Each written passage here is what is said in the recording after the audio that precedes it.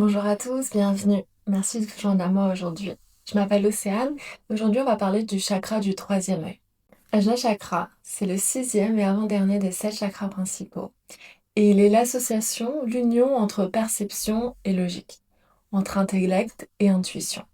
S'il est équilibré, on a la possibilité de percevoir de manière claire, une clarté mentale, on va dire, à la fois imaginer et être connecté à la réalité de ce qui se passe et ce qui s'offre à nous. Mais s'il est déséquilibré, on peut être guidé par des imaginaires ou des croyances fausses. On peut avoir tendance à fantasmer ou au contraire un manque de vision. Dans cette vidéo, on va voir quelques signes d'un Ajna Chakra déséquilibré et aussi quelques astuces pour venir l'équilibrer. Donc, le chakra du troisième œil, il est situé entre les deux et les sourcils, au niveau du troisième œil.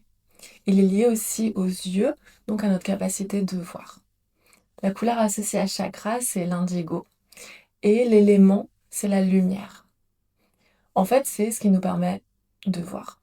En termes de capacité intellectuelle et physique, ce serait la perception, l'intuition, la clairvoyance, l'intellect.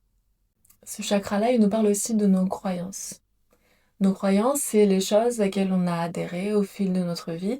Et on a tous et tout un lot de croyances qu'on questionne, parfois plus ou moins.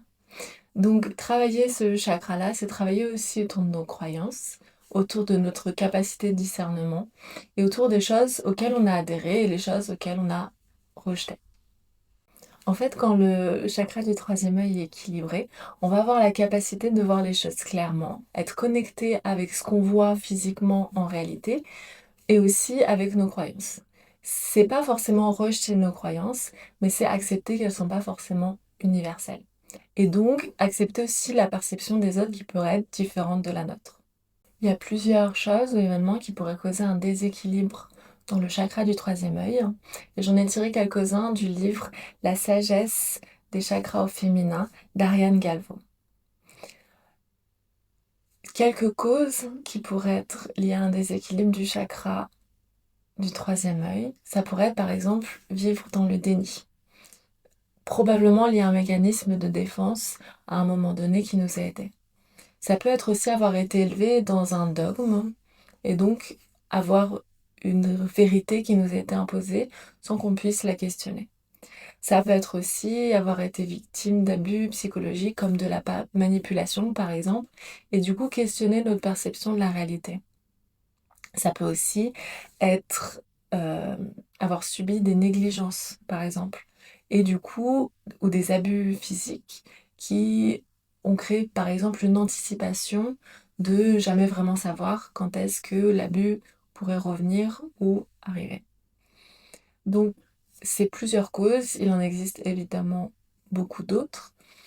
En général, c'est lié à soit une détresse mentale, soit une anticipation de la vérité, soit une vérité qu'on nous a imposée, sans qu'on puisse la questionner, sans qu'on puisse voir d'autres vérités.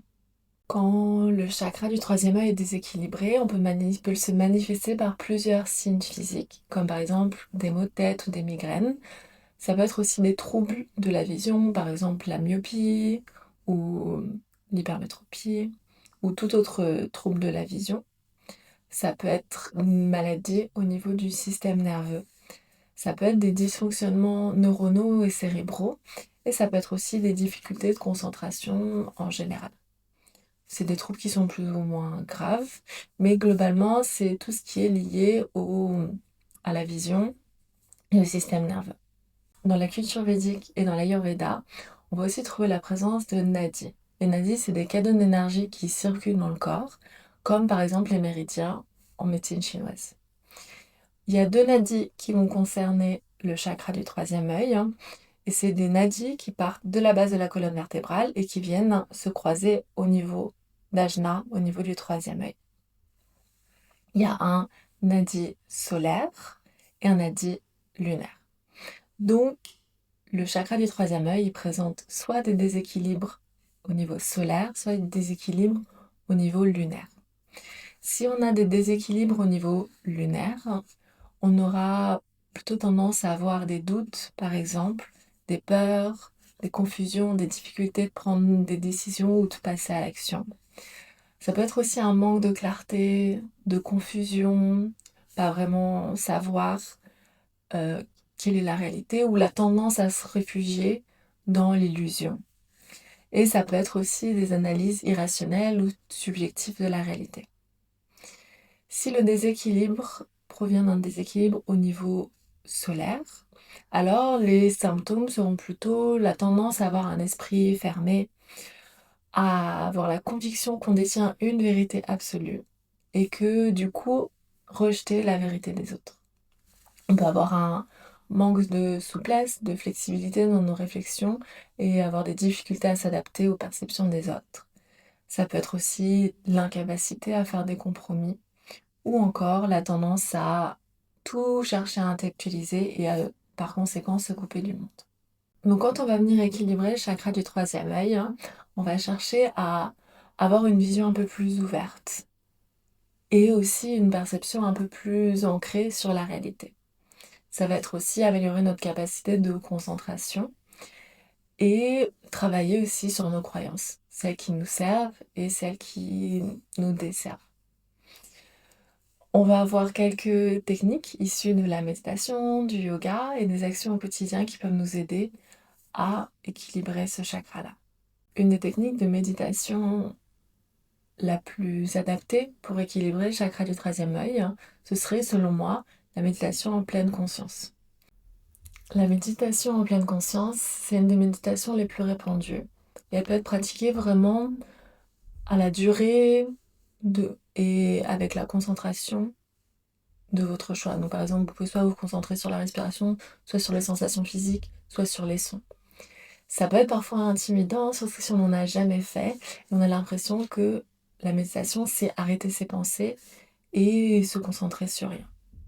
Si vous êtes un peu intimidé par la méditation, je vous invite à aller voir cette courte vidéo d'à peu près 1 minute où on va faire vraiment une méditation très courte, juste pour s'initier un peu à ce sentiment méditatif.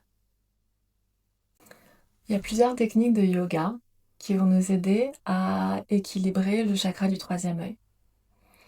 Une des premières techniques, ce serait par exemple d'aller dans des positions où le front, le troisième œil vient toucher le sol, par exemple dans la position de l'enfant. Ça peut être aussi des positions d'équilibre. Pour équilibrer le troisième œil, par exemple la position de l'arbre ou de la guerrière numéro 3, qui sont des positions qui demandent à la fois de la concentration pour rester dans la position et nous demandent d'amener notre attention sur un point qui ne bouge pas en face de nous, ce qui va nous aider à nous concentrer et à travailler notre vision. Un des troisièmes éléments qu'on peut travailler aussi, c'est travailler avec le côté droit et le côté gauche du corps. Donc par exemple, bras droit, jambe gauche fait un mouvement, puis bras gauche, jambe droite fait le mouvement.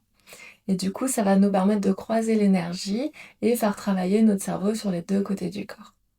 Si vous voulez une séance très simple, d'une vingtaine de minutes autour du chakra du troisième œil, je vous invite à aller voir le Chakra Yoga Challenge et on va se concentrer chaque jour sur un des chakras.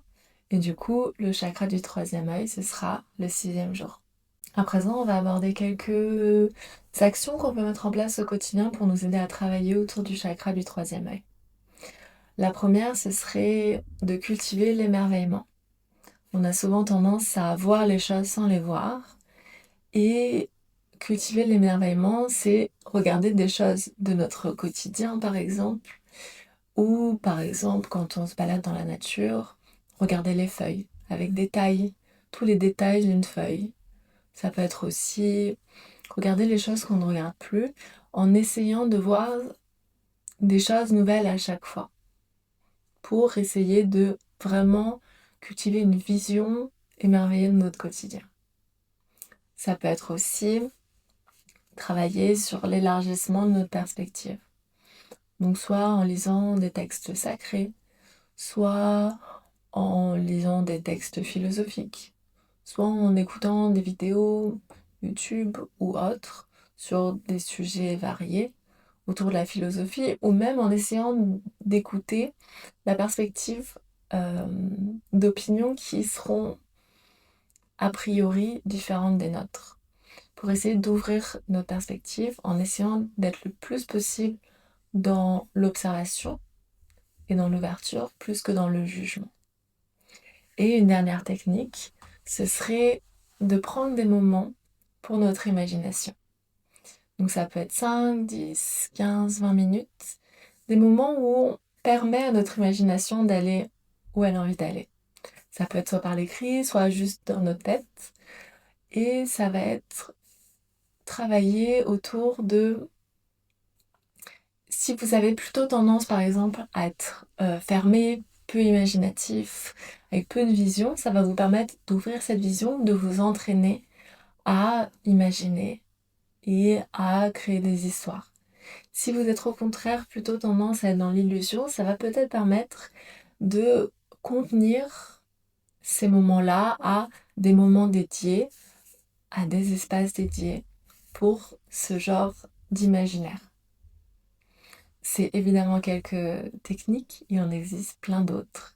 Si vous les essayez et que vous trouvez ça positif ou négatif, que vous avez des retours à faire sur ces techniques-là, je vous invite à le faire. Si vous avez d'autres techniques que vous connaissez, n'hésitez pas à les partager en commentaire. Et je vous remercie d'être resté jusqu'au bout de la vidéo. Et j'espère qu'elle vous sera bénéfique. Merci beaucoup et à la prochaine. Namasté.